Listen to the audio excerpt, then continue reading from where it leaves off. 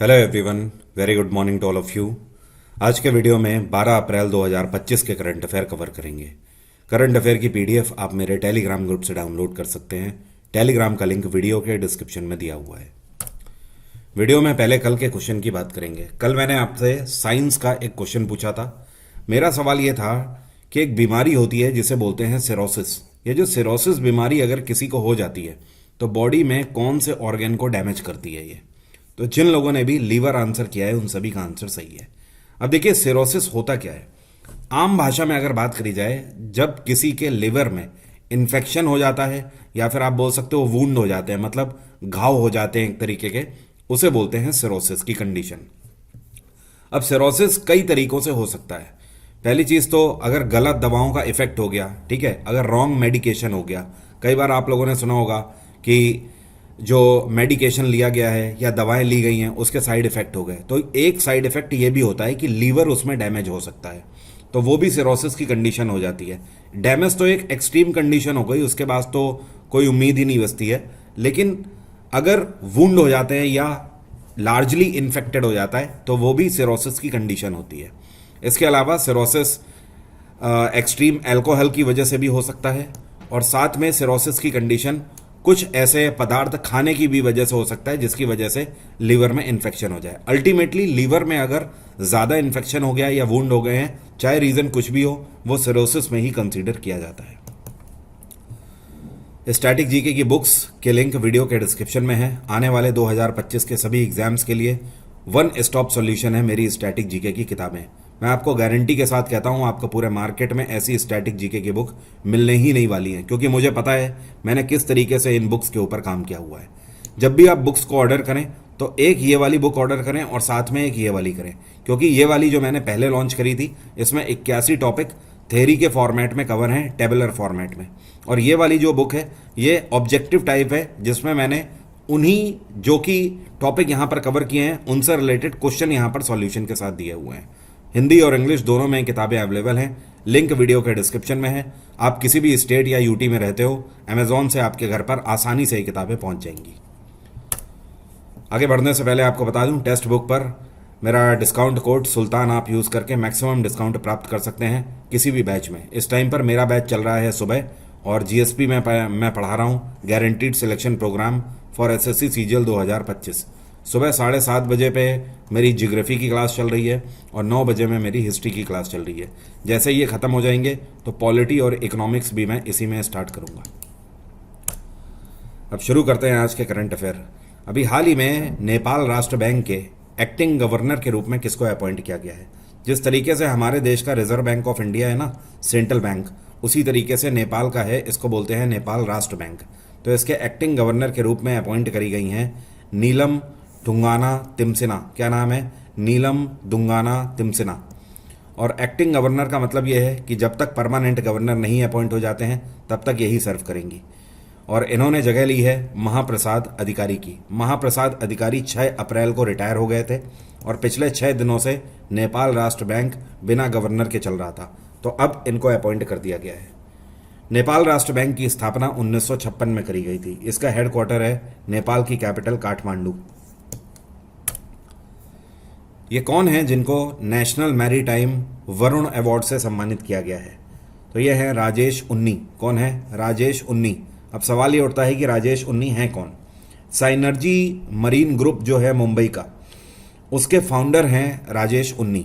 और मैरीटाइम में भारत में उत्कृष्ट कार्य जो भी करता है तो उसके लिए सर्वोच्च सम्मान है नेशनल मैरीटाइम वरुण अवार्ड। तो एक तरीके से मैरीटाइम सेक्टर में किंग की तरह ये उभरे हैं और ये भारत को व्यापारिक तौर पर बहुत ज़्यादा सपोर्ट करते आए हैं, जिसकी वजह से इनको सम्मानित किया गया है। हाल ही में नेशनल मैरीटाइम डे मनाया गया था। इस बार 62nd एनिवर्सरी के उपलक्ष्य में राजेश उन्नी को सम्मानित किया गया है इस अवार्ड से, और यह सम्मान इनको दिया गया है director general of shipping Shyam Jagannath के द्वारा। आईआईएम को कौन नहीं जानता है? भारत में मैनेजमेंट के लिए सर्वोच्च इंस्टीट्यूट है जिसको बोलते हैं आईआईएम अहमदाबाद। वैसे तो आईआईएम कई सारे शहरों में है भारत में, लेकिन सबसे पहला आईआईएम अहमदाबाद ही है, ठीक है। तो आईआईएम अहमदाबाद 2025 में एक नया कैंपस खोलने जा रहा है। कौन से शहर में? तो ये शहर है यूनाइटेड अरब अमीरात में दुबई। और इस साल सितंबर के महीने में IIM अहमदाबाद की तरफ से दुबई में ये नया कैंपस खोला जाएगा। इस कैंपस में फुल टाइम MBA कराया जाएगा। ध्यान रखिए, भारत और UAE के बीच में हायर एजुकेशन को लेकर पैक्ट साइन है। उसी योजना के अंतर्गत IIM अपना नया कैंपस खोलने जा रहा है दुबई में। उसी तरीके से प्रक्रिया रहेगी। IIM के द्वारा एंट्रेंस टेस्ट कंडक्ट किया जाएगा। पूरे दुनिया भर के स्टूडेंट, चाहे जापानीज हो, चाहे अमेरिकन हो, ब्रिटिश हो, कोई भी यहाँ पर अपने MBA कोर्स के लिए आ सकता है। और इस तरीके का पहला इंस्टीट्यूशन दुबई में होगा।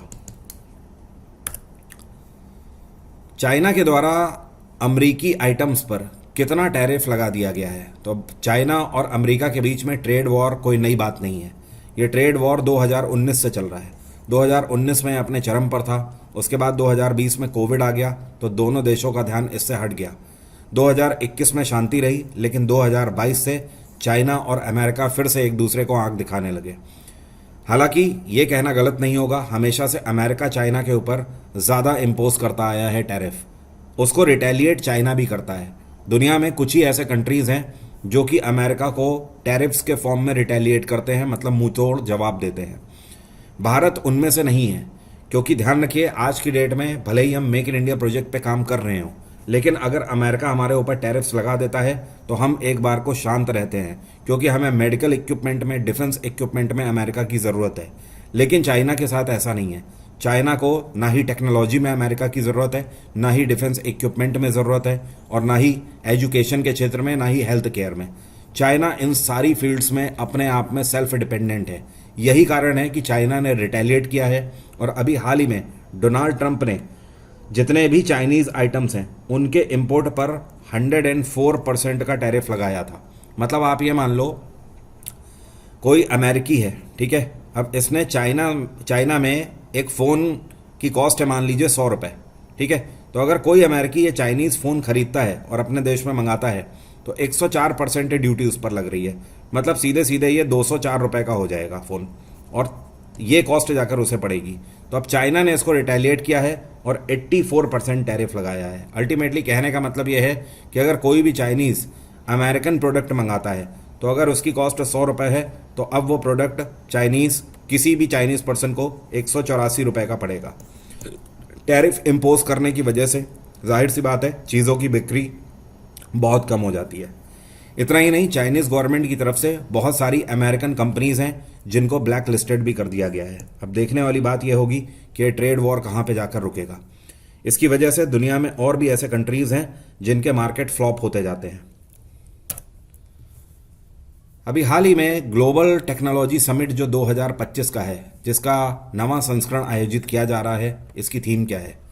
तो इस बार जो ग्लोबल टेक्नोलॉजी समिट है 2025 का, इसका आयोजन नई दिल्ली में हो रहा है और इस बार इसकी थीम रखी गई है संभावना। ठीक है, संभावना मतलब इंग्लिश में जिसको बोलते हैं पॉसिबिलिटीज़।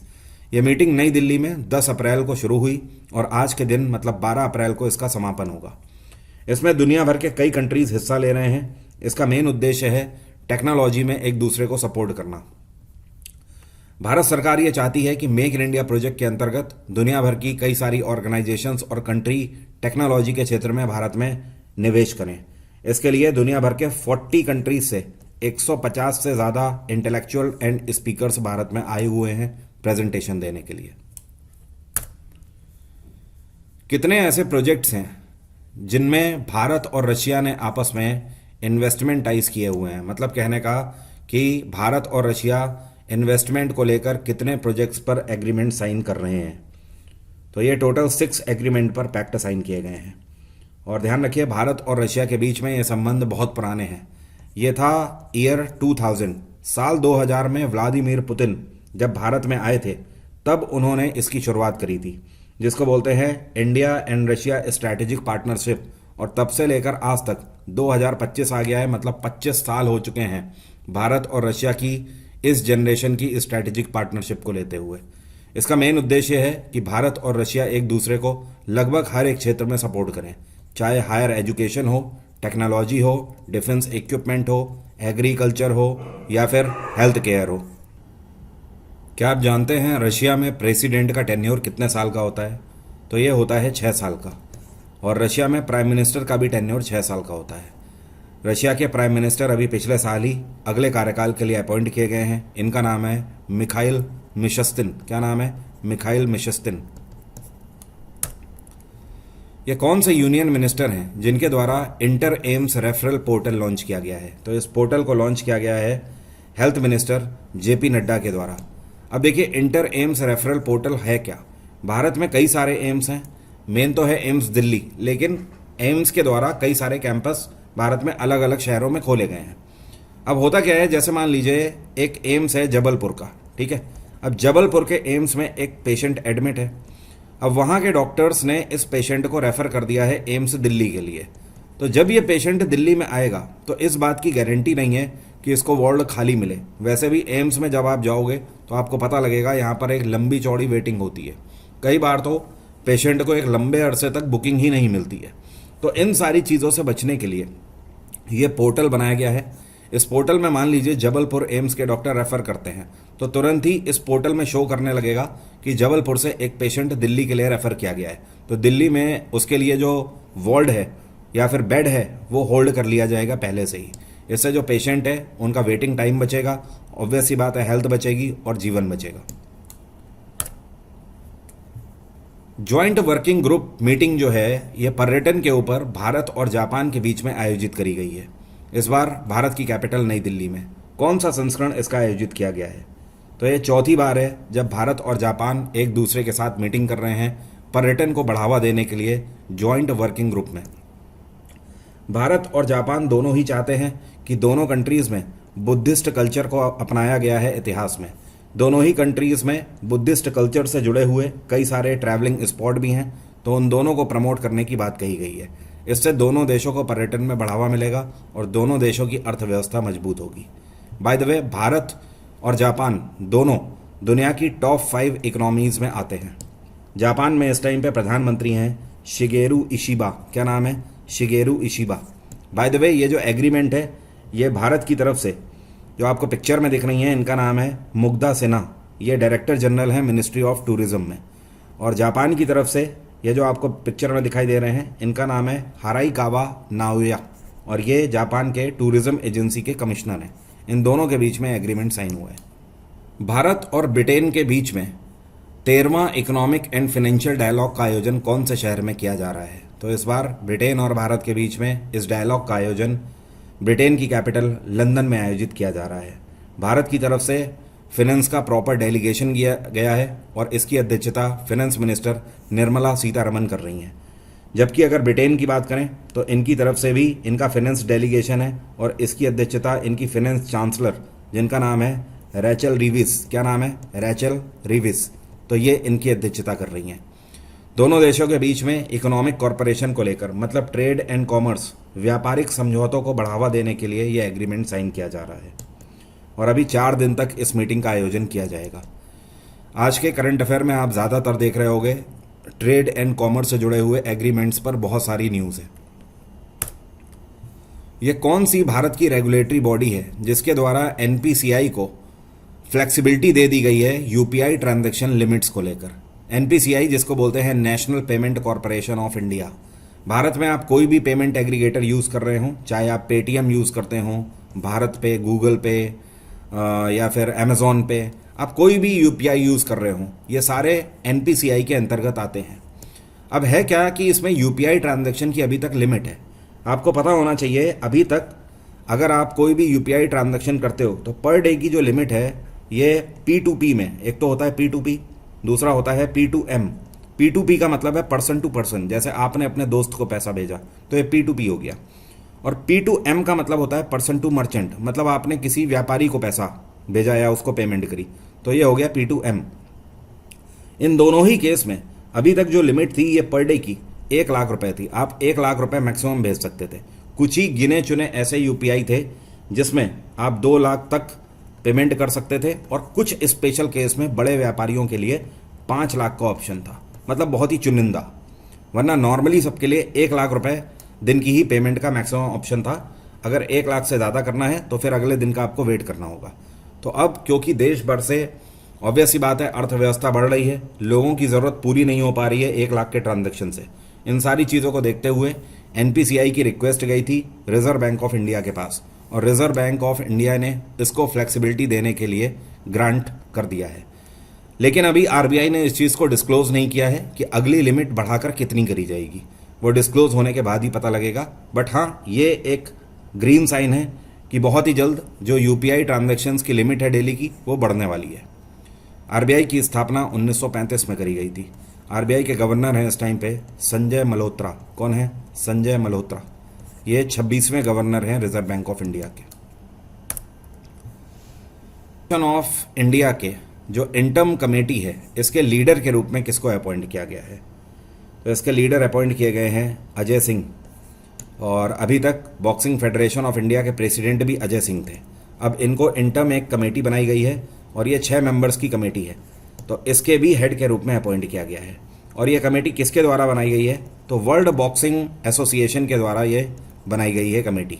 इस कमेटी का निर्माण इसलिए किया गया है कि ये भारत में चाहे डोमेस्टिक बॉक्सिंग हो चाहे नेशनल बॉक्सिंग हो, दोनों को बढ़ावा देने का काम करेंगे, और साथ में इस चीज़ का ख्याल रखेंगे कि आने वाले 2 साल तक जो बॉक्सिंग इवेंट्स हैं भारत में, वो कंटिन्यूएशन में होते रहें, जिसकी वजह से इंटरनेशनल लेवल पर इंडियन बॉक्सिंग को और ज़्यादा प्रमोट करेगी वर्ल्ड बॉक्सिंग। लेकिन पहले इन्होंने कमेटी बनाई है। इस कमेटी की 2 साल के बाद रिपोर्ट जाएगी। उसके ऊपर गौर करने के बाद वर्ल्ड बॉक्सिंग भारतीय बॉक्सर्स को आगे प्रमोट करेगी। और बॉक्सिंग फेडरेशन ऑफ इंडिया जो है, ये बहुत पुराना नहीं है। 2016 में इसकी स्थापना करी गई थी। इसका हेडक्वार्टर है नई दिल्ली। हाल ही में रिजर्व बैंक ऑफ इंडिया की तरफ से 2026 के लिए भारत की जीडीपी ग्रोथ कितनी प्रिडिक्ट करी गई है? तो आरबीआई ने प्रिडिक्शन दिया है 6.5% का। इससे पहले रिजर्व बैंक ऑफ इंडिया ने 6.7% का प्रिडिक्शन दिया था।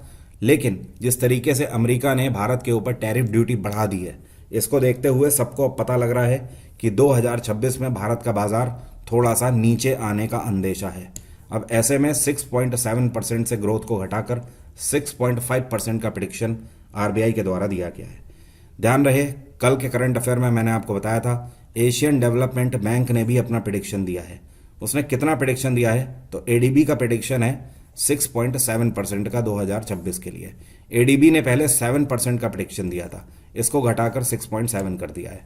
आरबीआई ने 6.7 का दिया था, इसको घटाकर 6.5 कर दिया है।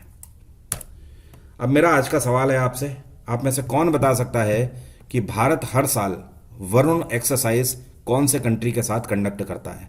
ये एक नेवल एक्सरसाइज है, बताइए जरा कमेंट बॉक्स में लिखकर। और जो लोग भी वीकली करंट अफेयर कवर करना चाहते हैं, तो आज सुबह 11 बजे 11 AM, ये चैनल का नाम है एसएससी टेक्स्ट बुक, तो वहाँ पर स्ट्रीम लगी हुई है। मैं लाइव आके आपको वीकली करंट अफेयर पूरे कवर कराऊंगा, तो जिसको भी कवर करने हो आ जाइएगा सुबह 11 बजे। आज की बात यहीं तक रहेगी। Thank you so much, have a nice day, take care, bye bye. आपका दिन मंगलमय हो।